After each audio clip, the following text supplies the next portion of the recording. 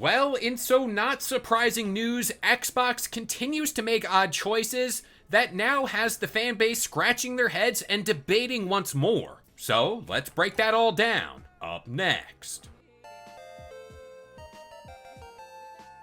What's going on, guys? It's Kalo, and I'm here to give you the lowdown on all things gaming. And if you're new here, feel free to subscribe to this channel for weekly video game news content. Drop a like on the video, and welcome to the Level Up. So in case you've been out of the loop, back in July, a shocking move was made by Xbox that involved Crystal Dynamics and the Initiative, which all centered around the Perfect Dark reboot. The choice that was ultimately made here was to outright cancel the game, and this is after tons of resources, time, and effort were poured into this game over a long period of time. This story, top to bottom, was just kind of plain confusing and dumb to me, and that's just in my opinion. And that was just a plain shame to see, and to see this story that was just released the other day, that makes it even more confusing. Well, what I'm talking about here is this idea there was more that meets the eye when it came to this cancellation.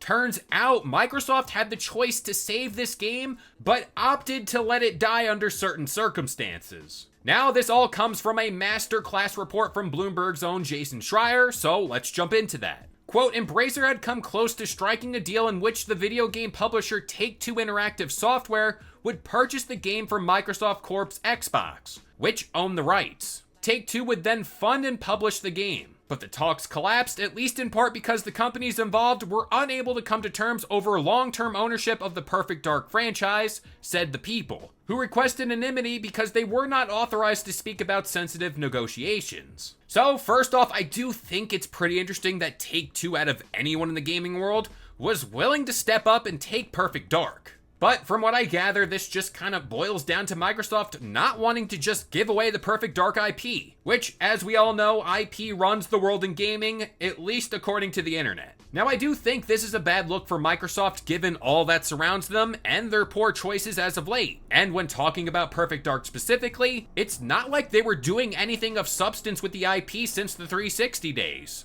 So, why do you care about it that much? Well, I do think that's because Microsoft still deems that IP valuable, but what they do with it now is kind of anyone's guess. I also think for them and Rare at some point in the future, Perfect Dark could return under a new studio. I also think a lot of people overlook the fact that Take-Two took more of an interest over this project than the original two companies responsible for it. This means that the Embracer Group themselves might have not even be sold completely on the game. And for Take-Two's case, at least what I think, it's more of a case they wanted to push this game out the door and publish it, then take over the IP as a whole with future games and projects. But with all that being said, I'm gonna pass this one off to you guys. Did Microsoft make the right choice here? But that about does it here. I've been Kalo. I gave you the lowdown on all things gaming, and if you're new here, feel free to subscribe to this channel for weekly video game news content. Drop a like on the video, and this has been the Level Up.